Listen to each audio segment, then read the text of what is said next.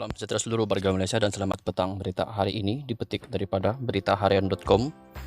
Janji Najib tidak boleh dipercaya. Berita sepenuhnya Georgetown.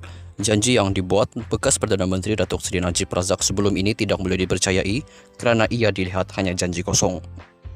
Ahli Parlimen Bukit Mertajam Stephen Sim Chi Keong berkata demikian ketika diminta mengulas janji Najib terhadap ekonomi komuniti Cina sekiranya Barisan Nasional kembali berkuasa memerintah negara. Beliau yang juga setiausaha organisasi kebangsaan DAP berkata, sebagai individu yang disabitkan di mahkamah di atas tuduhan pecah amanah, janji Najib disifatkan sebagai tidak boleh dipercayai. Apa yang beliau janjikan selama ini hanya janji kosong.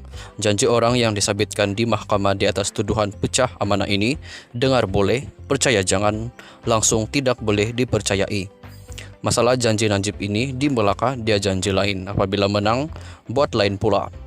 Sama juga di Johor dia janji lain, bila menang pun lain dibuatnya. Sekarang dia dan Barisan Nasional sudah jadi kerajaan pusat.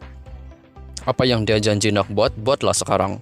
Apa yang kita nampak, tiada apa-apa yang dia buat pun, katanya ketika dihubungi pada Jumaat. Pada Jumat juga Najib menjadi pemberi ucap tama pada sidang Kemuncak Perniagaan dan Pelaburan Pulau Pinang (PIBIS) di Spice Arena di Bayan Baru. Di sini yang turut menyentuh berkaitan politik ditujukan buat komuniti Cina. Najib menyatakan sekiranya Barisan Nasional BN kembali berkuasa dengan pelbagai kaum BN yang buat serta majoriti kuku, beliau memberi jaminan pasaran saham akan kembali rancak dan pelabur asing akan memilih negara Malaysia.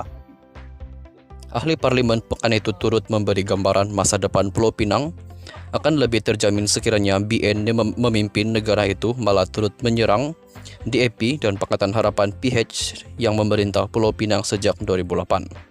Tambah beliau sudah tiba masanya penduduk Pulau Pinang berfikir semula tentang masa depan negeri tersebut. Dalam pada itu, Stephen Sim berkata DAP dan Pakatan Harapan PH akan terus bekerja kuat seperti biasa. Kita akan terus buat kerja biar rakyat yang tentukan apabila tiba masanya nanti, katanya. Sekian berita untuk hari ini, kita jumpa lagi di video yang seterusnya. Stay safe, stay healthy, bye-bye.